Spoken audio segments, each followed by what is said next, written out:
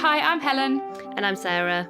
And this is the Squiggly Careers Podcast, a weekly podcast where we talk about the ups and downs of work in order to give you a little bit more clarity, confidence and control over your squiggly career. They're designed to be super practical and hopefully quite relatable as well, because we are often going through lots of the things that we talk to you about. And if you want some support beyond the episode, we've got loads of things available for you. We've got pod sheets, so they're downloadable summaries. We've got pod notes, so super quick swipey summaries if you just want a quick recap. And we've also got Pod Plus, which is a 30-minute discussion, so you can join some like-minded listeners and dive a bit deeper into the topics we talk about. All of the details for those, the links, the timing, everything, it's all free, by the way, you can get in our show notes. And if you ever can't find it, we're just Helen and Sarah at squigglycareers.com. So today we're going to be talking about 5 ways to re-energise yourself to help you re-energise your work. So why are we talking about this topic? Well, there are lots of different descriptions of how people are feeling at work at the moment. So whether that is languishing, so we've talked before about Adam Grant's article that was very popular and was shared, and I think that's because it was relatable. Lots of people felt like maybe they were languishing at work, maybe at some point during the past couple of years. There's definitely an increase of people talking about being bored at work at the moment. I don't necessarily personally relate to languishing or being bored, but I do relate to the third one, which is about work just feeling quite relentless over the past couple of years, because there has been a lot of stress and being busy and pressure. And I think that has been continual, and we probably coped with that for quite a long time now. And so loads of people have been talking about like sort of this need to feel like you've got to just almost rediscover and reset in some way to feel like you're getting energy back in all of your life so that you can bring that energy to the work that you do. And I had a real, when you do have one of those moments, it does make you press pause. And it's not because of something you do, but because of something someone else does. And I was running a program, and actually I was seeing a group of people in person. So this was only a couple of months ago. And we were doing a career Ask Me Anything as sort of the final thing in this program. And someone just said to me, a really kind of innocuous question, "Oh, Sarah, like, what do you do outside of work that makes you happy? And like, what else do you do?" I honestly couldn't answer the question. I was like, I don't know. I mean, obviously collecting glass in the sea. That's what you said about this weekend. Yeah, to be fair, this weekend I was at the seaside and collecting sea glass. So I did do a bit of that. And obviously you sort of go, you've got family to look after and care for and those kind of things. But I think the reason it prompted me to just very consciously think about a bit of a reset and a bit of rediscovery was that previously I would have answered that question very differently. Almost I would have answered that question with a lot of energy and excitement for things that I do outside of work that also, give me that energy for the rest of my week. And I didn't have that same connection. And I sort of actually feel like, when you feel like you sort of fluff an answer a bit. And I was like, I've got a kid and I like reading. I really felt like I was clutching at straws. And that didn't feel, something just doesn't feel like you. I was like, that just doesn't feel like me. And so it prompted me to go away and think, what are these 5 ways that I could re-energise myself? And a couple of months ago, I think my score on these 5, if I was scoring myself 0 to 5, would have actually been 0. And that was a good reminder when I started to explore these. I was like, okay, so what could I do? What could I explore? I realised that none of these things were sort of in my weeks at the moment. And they're not that hard things to change, but I do think it takes conscious and intentional attention and effort. It's almost like these things don't just find their way back into your life. I think you then have to choose to do something about them. So I think, again, as Helen talked about at the start of the podcast, inevitably these podcasts are basically just about what we're doing at the moment. And we both, when we chatted about this idea, we both felt a sense of, we're both trying to do this right now. I think we've made some good progress that we both feel proud of. So we're like, okay, well, that's good to share because it's kind of worked well. And there are definitely still some gaps we've got as well. I think I just feel ready for it. There are times when I know that I sort of need to be relentless, like January, putting a book out, and, all the things with COVID, and you're like, this is the time to sort of be relentless. And then there are other times when you're like, this is the time to re-energise. And I feel like we're coming into summer a little bit, and Sarah and I have been really conscious about what summer looks like for us so we can create a bit of space. And I just feel like mentally, physically, like ready to re-energise. I need it and I'm ready for it. So let's go through our different 5 ideas for action then, talk about what it is, why it matters, and then sort of maybe bring it to life with a few examples for us. Partly because that makes it really intentional in my mind. It gets me excited. I'm like, oh, that's what I'm going to spend this time on. So number 1 is all about deliberate rest. And there's a quote from Socrates. Didn't we mention Socrates recently in a podcast too? I think I'm feeling very philosophical at the moment, Helen. But actually, this quote was from, we include it in You Coach You. So that's why I put this in there. I think we mentioned recently, I feel like we're bringing a lot of stoicism. I think he's one of the Stoics, isn't he, Socrates? But anyway, beware the barrenness of a busy life. And it's quite a powerful quote, I think, because we really put quite a focus on busyness. It's almost like it's a bit of a badge of honor, you know, how busy you are, how much you've got on all the time. But just because you're busy doesn't mean that work feels fulfilling. You can be doing a lot of things, but you might not be doing the things that are meaningful and that matter to you. And I think that idea of barrenness, like the idea that we're empty, that we've got our time bleak, is full. It is bleak. Our time is full, but we are empty. Gosh, that's low. And this idea of deliberate rest is about, I think, bringing yourself back. Rather than being busy, is sort of bring yourself back to a moment of meaning for you. And it's the idea of focusing all of your attention and all of your energy on being 100% present on something outside of work. And I kind of think about this as like a spectrum where on one end of the spectrum, you've got sort of restlessness where you're doing a lot, it's this busyness thing, and then the other end of the spectrum you've got restful, which is sort of like being asleep. And this is something in the middle. This is something intentional, it's something deliberate, so there is some effort involved in doing this, but it's something that consumes you so that all of that sort of busyness in your brain can just get switched off for a little while. And that is so important for re-energizing ourselves. And the person who's written probably the most about this is someone called Alex Sujon Kim Pang. And he's been on our podcast and he's written a book called Rest.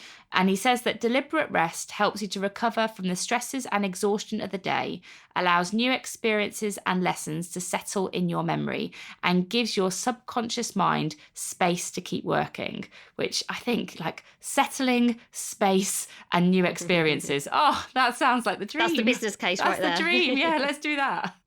And for each of the areas we're going to talk about across the podcast, we will include a link to some good research and like a long read. So if you really want to dive into deliberate rest, for each of them, we've sort of gone and found hopefully a bit of a go-to resource. And there's a really brilliant blog all about rescuing time and deliberate rest that I read prior to this podcast. So I'd recommend having a look at that if this is the one of the 5 that you think, I need this in my life right now. And so 3 coach yourself questions for you before we talk about our examples. The first one, what does active rest look like for you? The second, how can you make active rest part of your working week? So often I think we can be a bit guilty of leaving all of our active rest to our weekends and being like, well, there's no time for that in our week, but your working week will be better if you can also have some active rest in there as well. And the final coach yourself question, how can you anticipate and prevent any barriers to active rest? Because I don't think this is easy. It's easier to think at the end of a day, well, I'm going to sit and watch whatever I'm watching on Netflix right now. And it's easier for us to sort of just almost like completely, as Helen said, be very, very restful. Most of us need some of that in our day. But deliberate rest, when you read about it, is actually often compared to deliberate practice. So, you know, this idea of like we keep coming back to something, we keep focusing on it, we want to keep getting better at it. So this won't just happen. There's a time commitment here, there's an energy commitment, and often it can feel really hard, I think, to get restarted because it's so much easier not to do these things, I think, than to do them. So my example of active rest is about 6 weeks ago, I rejoined a netball team for the first time in probably about 6 years. And the reason that works so well for me is it's on a Tuesday night, so it's towards the start of the week. So actually that seems to work. There's people relying on me, so I have to turn up. And it's something I knew I enjoyed. So there wasn't the kind of the risk of, will I enjoy this? But it takes all of my focus. It's only 40 minutes on a Tuesday evening with people I've never met before. And it's relatively relaxed. It's quite close to where I live. But it's so interesting how, having not done that for a long time, how big a part of my week that has become. It feels a really important part of, I come back and I always come back on a Tuesday evening feeling re-energized, like almost like smiling, you know, you just feel like you've got a sort of smile in your face, even if I've lost the game, which does happen some of the time, annoying. Even if I've lost, I still think, oh, I've been so in it, and I've definitely completely forgotten about work because I'm definitely not fit enough to do anything other than like really focus on just running up and down the netball court. And I really like the fact actually I'm spending time with people who don't know me, don't know anything about the work that I do. No one's very interested in that. We're all interested in like, well, what positions have we not got and who's going to play what? And it just feels like a very different moment in my week. And it has reminded me, because I've played netball for years and then just stopped for the last 6 years, some of that due to having my little boy, but also some of it due to COVID. I think I would have restarted sooner. That has been a small difference in my week that has had a really big impact. And it's probably my only example of active rest. If we're thinking that active rest is this whole, you're sort of 100% in it. And I know for some people it can be computer games or cooking or gardening or painting or those kind of things.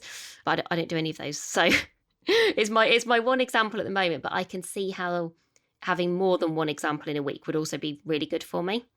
I think as well, reading probably is for both of us active rest. And it does, I know we read a lot for work, though I do find that so helpful, because when I'm really immersed in, even if it's, I know this isn't with trying to think about, well, how do you re-energize yourself outside of work? But for me, just getting deeply into a topic, and I do love reading about our work things in my own time too, helps me just, like, I'm not on my phone. I know you go on your Kindle, don't you? So you're kind of still connected to a device, but I'm like quite retro. I'll do it in a book with a highlighter, and just the commitment to turning those pages and reading in, it helps me to shut out everything else that's going on, and I feel so good. Like, I feel like a sense of achievement and the insight that you've gained from doing it. So reading for me would go in there, but my other one would be the one that you mentioned, cooking. And I love cooking because it is creative. I love food.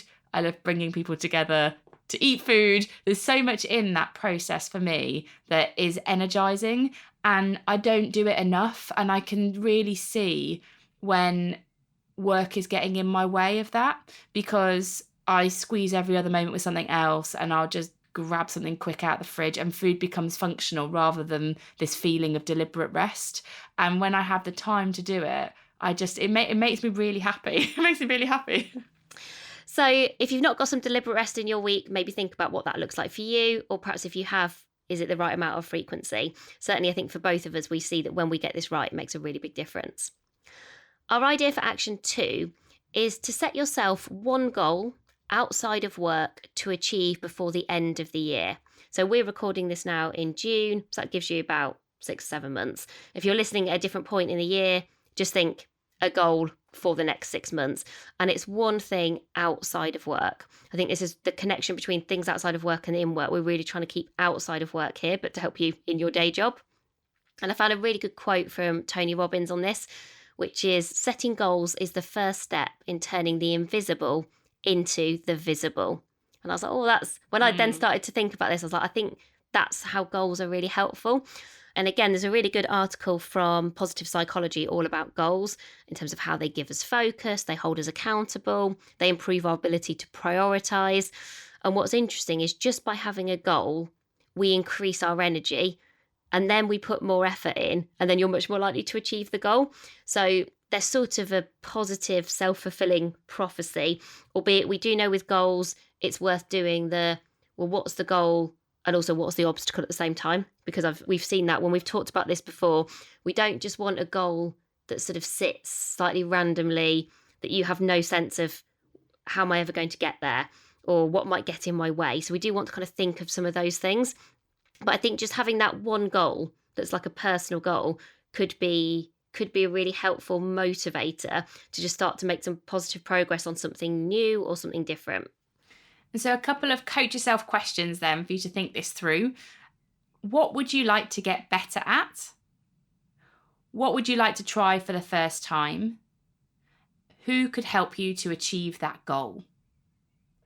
So quite a lot of those I think are around learning. Mine actually isn't around learning. When I think about my goal, I was thinking, what's one goal that I really want to achieve that has nothing to do with work?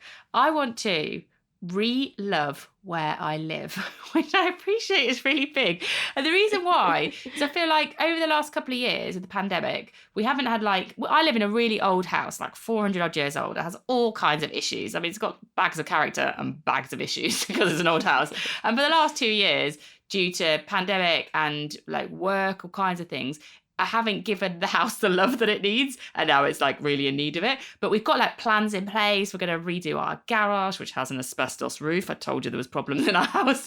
And I feel there are plans in place. And if by the end of the year I could sort of re-love where I live, I feel like my home, it would be less a functional place and more a place that I feel really, really happy in. Whereas most of the time now I'm like, oh, that still needs sorting, or oh, that still needs doing. So it feels like if I can give that some time and attention, it would have a really positive impact, actually, like on lots of different things, if I could re-love where I lived. So mine, this is where this process has been helpful / I was really reluctant to say this out loud because this is something that scares me. So I think that's also an interesting thing with goals. Like you could pick something that scares you. So my goal before the end of the year is I want to try cold water swimming and snorkeling in the UK. I'll do it with you. Oh yeah, you do. You actually, we stayed somewhere and you did go and swim in the lake, didn't you? I couldn't believe it. In my bra and my pants because I hadn't taken a swimsuit. Yeah. I remember being really bemused by that and being like, what is she doing? But yeah, you were fine. 2 people actually have been on the podcast previously, Christine Armstrong and Viv Groskop, who both have sort of tried it and loved it, like really taken to cold water swimming. And I know it has lots of benefits for things like mental health. I think it's meant to be good for you. So I see that and recognise that. Oh my gosh, can I take this challenge on? Sarah and I are going away for a night together. When are we doing that? Am I organised? August, so good time. Okay, right. I'm taking it on. I'm going to help you with this. So yeah, and I think it's the snorkeling bit that gets me interested, because I'm interested in we don't have the most colourful fish and coral in the UK coast, but I would be interested to see all the seaweed and the crabs and the fish and stuff. So I think I want that. That's the outcome that I want. I just need to get over the sort of maybe some of the fears of and the hassle factor and maybe mental barriers I've got in my mind. But that is my goal before the end of the year.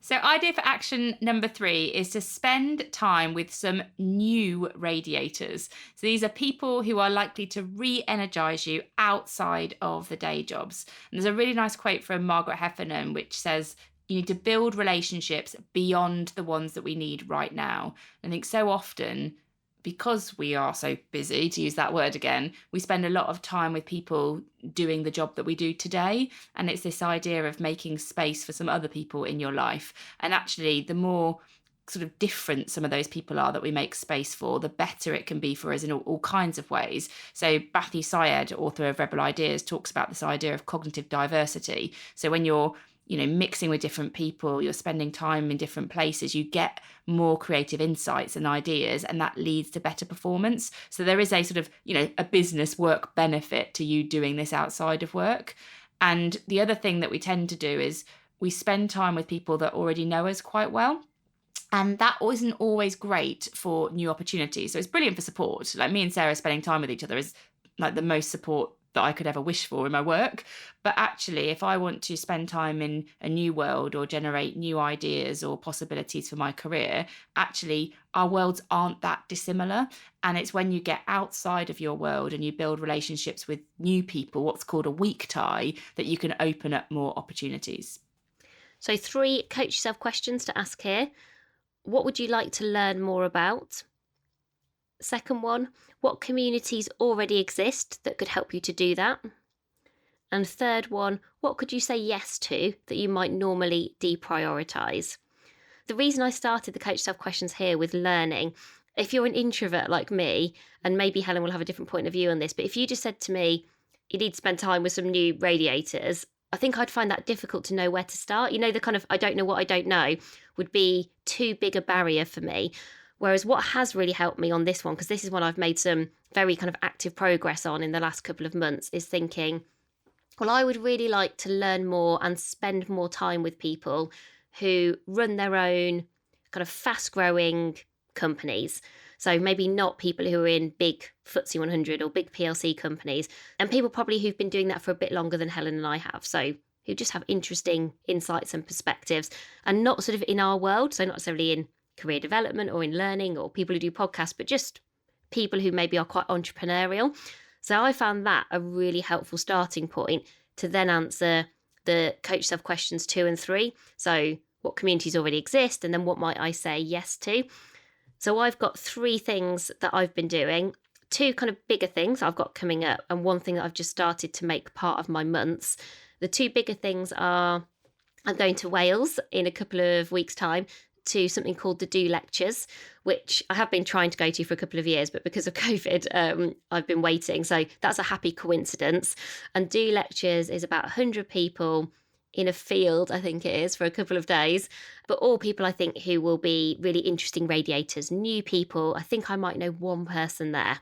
So quite scary for an introvert, but I think there's a shared sense of, if you're going to go to Do Lectures and you like the work that like David Hyatt and the team do, I suspect there's, everyone loves to learn and they're just really interested and curious people. So I'm actually, though I am nervous, I'm really looking forward to that. And I'm also going to something in September called the Happy Startup School, which is run in the south of the UK.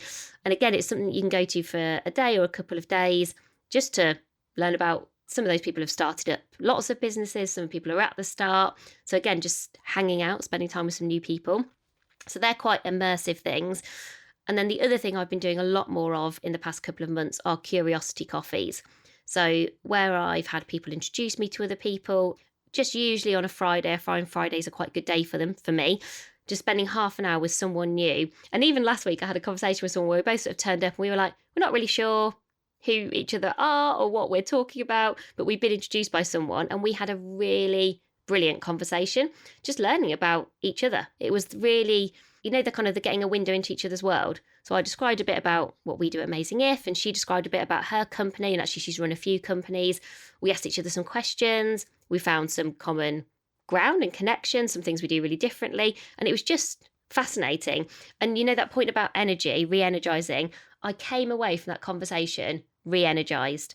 So whether it is those sort of small moments of like a curiosity coffee where you're spending time with a new radiator, or whether they're more sort of immersive moments to re-energize, I think, again, these things don't happen unless you choose to make them happen, because so often they're not part of your day job and they'll never be a task on your to-do list.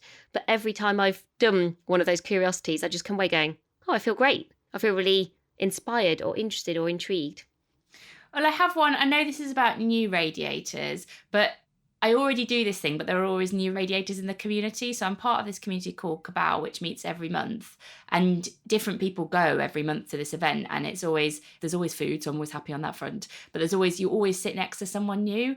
And it's like one of the most energizing things that I do in a month, because I meet people that I don't work with. I have fun conversations with food, and it's always worth me fitting it in. And sometimes it is hard to fit in, because I'll be like, oh, where do I need to be to get there, and how do I get from there to here? Like, I have to have those sort of considerations, but it is always worth the effort, because I always come away more energized. So that for me is like an absolute keeper. The other thing that I would like to do, that these questions made me think more about, is art and poetry. Maybe not both, because I'm just trying to be realistic with time, but I really love poetry, and I do that I read it as quite an sort of individual endeavour. But I wonder whether there are some fun communities, and probably would need to be fun for me. It would need to be probably there's got to be an element of fun involved in it somewhere. But like some fun communities where people connect and talk about poetry and they sort of learn together, and no one's too expert. Like everyone's more of an interpretation. And same thing with art, really. Like I really love looking about and talking and thinking about art, but it isn't something I mainly do it with my children, which I do find brilliant, because they have such an interesting perspective on what they see. But could I find a community of people who, again, aren't too expert? It's not too academic, for example, but it's more about interpretation and artistic styles and a conversation with people who are curious. I feel like if I could make a bit of space for that, I'd really enjoy it. So our fourth idea for action is all about volunteering, helping someone or a cause or a local community outside of your day job. And there's a great quote from Audrey Hepburn, which says that as you grow older, you will discover that you have two hands, one for helping yourself and the other for helping others. And there is a lot of research in that point around the benefit of helping others, which is that you actually get a helper's high. So it's, your brain feels better when you help other people. It feels rewarding, you feel valuable, you feel useful.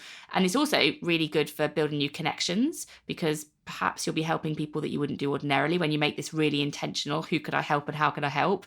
And it's shown to offset loneliness as well, because you get that connection, that meaning from what you're doing. So there are so many benefits to be had from volunteering.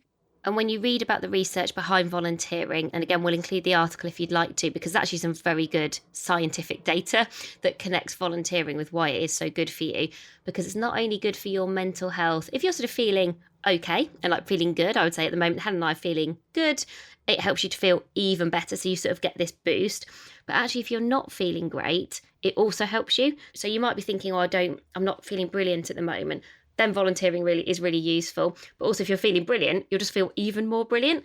And so there's lots of evidence just about why this is so important. And you live longer. If you really want to kind of dive into some of the overall wellbeing things to do with volunteers, they've done some really significant studies with lots of people and people who keep helping other people throughout their lives, probably because I guess you have a more positive mindset and attitude and you're out just helping other people. You're getting that warm glow, that helper's high that Helen described. So 3 coach yourself questions for you. 1, what causes are you personally passionate about? 2, what skills and strengths have you got that could be useful for other people? And 3, what positive difference would you like to feel proud of by the end of this year? So this was one for me where I haven't really got an answer. I recognise and I already knew that this is really good for you, but I don't really feel like I positively volunteer at the moment. And I think volunteering can just be helping one person. You know, sometimes I think you go volunteering equals charity. Now, of course it can, and that's a brilliant thing if that's what you already do or if that's what you'd like to do. But I think you can volunteer to help an individual or the local community in some way. There was one thing that I spotted over the weekend that I thought, oh, maybe I could volunteer my time for that. I think it might be slightly cheating because it perhaps feels still too connected to what we do in our day job. So I'm not sure this is actually the answer. But I spotted that in London, they're doing something called a careers festival, but particularly for people who are sort of, basically you're still in education. So for like either young kids or I think quite a lot of like 14 to 16 and then 16 to 18-year-olds. And it's all free. And the point is, it's just like helping people with some of the skills that they might need for the future, helping people just think about like what their careers might look like. And I thought, okay, well, it all looked, I think, I was starting to look at it, looked like it was all not for profit, or maybe what's called a community interest partnership. So I was like, okay, well, I could volunteer my time for that. Maybe I could turn up, maybe I could record something, maybe there's some tools that we've already got that could be useful. So I think that's a start. I actually don't think that's quite right because I think, as I said, I think it's still too close to like we spend our days in careers and it would sort of make sense for us to probably do that. So I feel like it's sort of on the periphery of what we are trying to talk about here. But for me, this is a to-do. This is a gap that I've got. And something that I have done, and I know I've talked about it before, I've done this much, much more in the past than I do today. And I do really miss this being kind of part of my life because I suppose I've felt those positive benefits that we've just described firsthand and for loads of reasons. And we can't do all things all of the time. This just sort of isn't actively there for me at the moment. What about for you, Helen? So I think I've done the same thing as you, which is probably a bit of a career cop-outy one, is in that the thing is a bit too close to work. So I've been thinking, I've not mentioned this to you yet, I've been thinking about like future trustee stuff that I want to do. So I currently am a trustee for working families, and I've been thinking that, you know, those things tend to have a tenure, and I've been thinking, what would I do if I wasn't being a trustee for working families? And there's an organisation that I'm really passionate about because it connects quite a lot of things I'm passionate about, which is SmartWorks. So the charity that helps put people into, you know, give them the confidence basically to go for interviews by giving them some coaching and clothes that they might not have access to, so they feel really good when they're representing themselves. And I really like what that charity does. I like fashion. We've had Kate on the podcast. Yeah, we've had Kate on the podcast. I like the business. You know, there's loads of good stuff. And I thought, oh, actually, that could be over the next couple of years a trusteeship I'd like to work towards. And this, in thinking about this, it made me think, oh, I wonder what I could volunteer for them for now. Like, how could I get involved and support them earlier so that I am closer to that charity, and so that I get to spend time, you know, helping people and in a way that I love anyway, and it's quite connected to some things that I do. But then I was like, oh, Sarah, it's cop out. It's exactly what you said. I should do that, but that's maybe too close to my current world. So then I thought, maybe the food thing, I wonder whether there's something I could volunteer for that's connected to my love of food, but gives me the chance to help other people, you know, like food banks or helping people. There's obviously a lot of food poverty at the moment. And is there anything that I could do? Is there anything that I could get involved in that could help in that area? And then that might give me a way to connect my kind of passion for food, but in a way that could also help people too. Something to explore. And often I think if you are listening to this and you've got gaps across any of these 5, which inevitably I would imagine most of us have at least a couple of gaps here, if all this does is make you start to look out for those opportunities, suddenly I think almost like even from having these conversations, you then start to look for those things in a good way.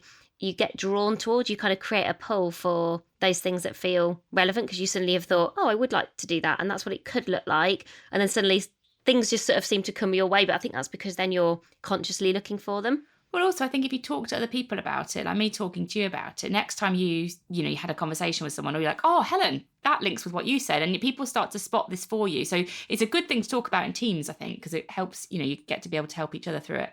So our final idea for action is to read, watch, or listen to 3 things that wouldn't normally make it onto your playlist. So this is not about doing more of these things. It's about reading, watching, listening to different things. Could be all reading, if that's particularly what you want to do, or you might be mixing it up. So you can kind of make your playlist, design your development in a way that works for you.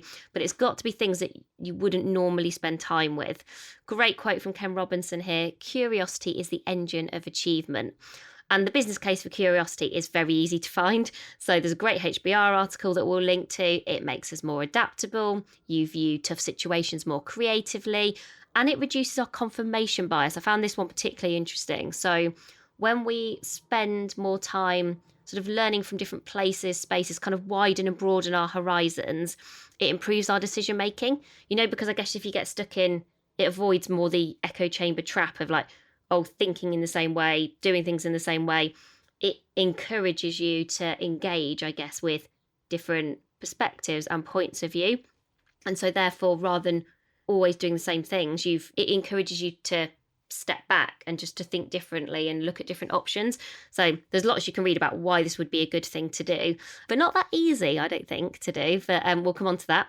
So a couple of coach yourself questions then to think this through. Who could you ask for recommendations who has different interests to you? When will you read, watch, or listen to your new playlists? And who could you learn along with? So our idea to make this happen is in August, we're going to do some slightly different podcasts, and you are all very welcome to learn along with us.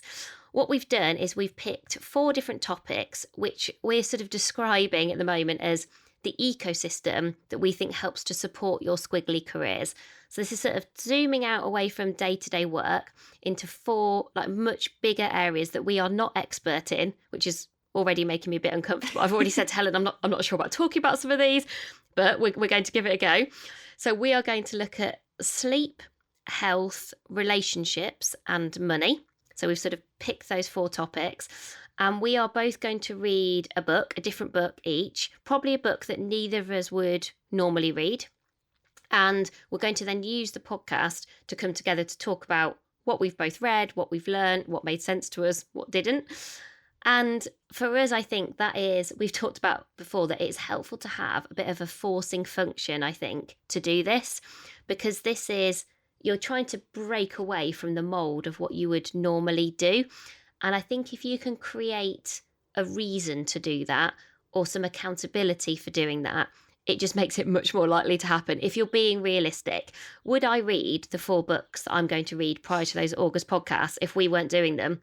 No, because I would just think, I've got some other things I fancy doing that would already be the things that would be on my normal playlist. So suddenly, by us almost kind of creating this idea, it means that I've got a new playlist, and actually ours are all reads. So we're both going to do 4 books each. Does that then mean it probably might prompt me to think, maybe I'll listen to that podcast on sleep or those? It probably will, but we've been quite focused to get us started. And also I think more generally, I do have a couple of people who are definitely on my who list in terms of asking for recommendations, who I know read, watch and listen to things that I would just never discover otherwise.